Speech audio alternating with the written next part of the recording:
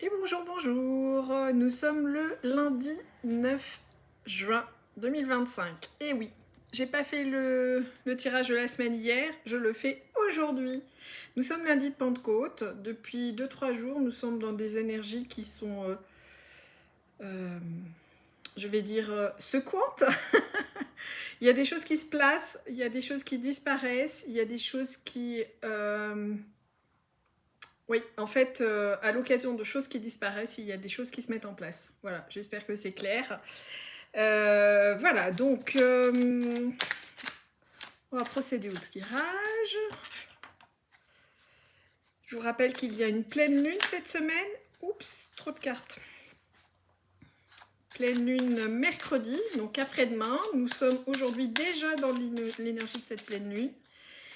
Et à cette occasion, nous allons récolter ce que nous avons semé les dernières semaines. Alors, allons-y, les cartes, hop, une. Que se passe-t-il dans notre domaine sentimental cette semaine? Que ce soit amoureux, amical, familial, que se passe-t-il dans notre domaine sentimental cette semaine? Encore une, hop. Ensuite, que se passe-t-il dans notre domaine professionnel? Ok, il y en a 3 qui sont tombés d'un coup, c'est bon, exceptionnel. Et non, là, il y en a beaucoup trop. Que se passe-t-il dans notre domaine financier cette semaine? Semaine du 9 au 15 juin 2025 pour toutes les personnes qui me suivent et pour moi, bien sûr. Je suis curieuse de savoir.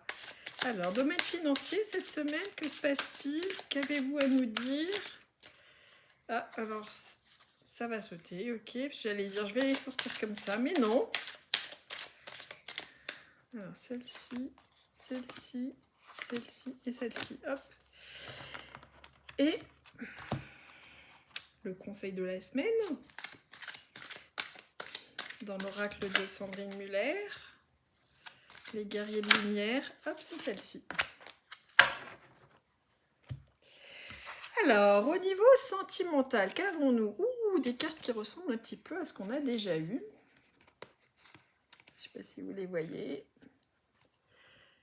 Alors,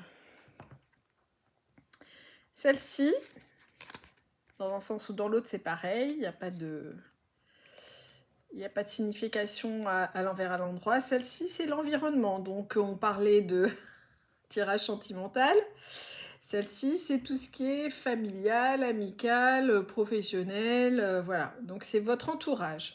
Là, c'est le cadeau qu'on vous fait. Là, c'est un accord que vous signez et il y a de la paperasse dans l'air. J'ai envie de vous dire que quelqu'un de votre entourage vous fait un cadeau. Ce cadeau, ça représente comme un partenariat. On est sur le domaine, je dirais, familial, plus que sentimental. Il y a comme un accord, une aide qui vient, peut-être par rapport à un déménagement, peut-être par rapport à un souci que vous avez, un conseil qui arrive, et qui vous permet de, à travers de la paperasse, de trouver une solution à un problème que vous avez. Voilà. Au niveau professionnel, c'est dans l'autre sens. En fait, elles sont tombées toutes les 3 ensemble. Une femme plus âgée que vous, plutôt blonde. Je vais dire, j'ai du mal avec les couleurs de cheveux, plutôt d'incarnation claire, pas un teint mat, hein, le teint d'une rousse par exemple ou d'une blonde. Là, c'est tout ce qui concerne le commerce, ou l'équilibre, et là, c'est la transformation. Cette femme vous aide dans votre activité à retrouver votre équilibre. Elle vous guide, elle vous donne une information qui vous permet de vous retrouver en équilibre et ça vous permet une transformation. Il y a un changement dans l'air, pas un changement de lieu de travail ou ce genre de choses, mais un changement d'orientation ou un changement de façon de faire ou de voir les choses. Ok ? Grâce à cette femme qui est peut-être une collègue ou une supérieure hiérarchique, voilà. Plutôt la cinquantaine, cette femme. Voilà. Et au niveau financier, qu'est-ce qui va arriver? Waouh, c'est magnifique et c'est un peu décalé. La profession libérale, la rencontre amoureuse ou les retrouvailles avec une âme sœur. Une période de doute et la paix.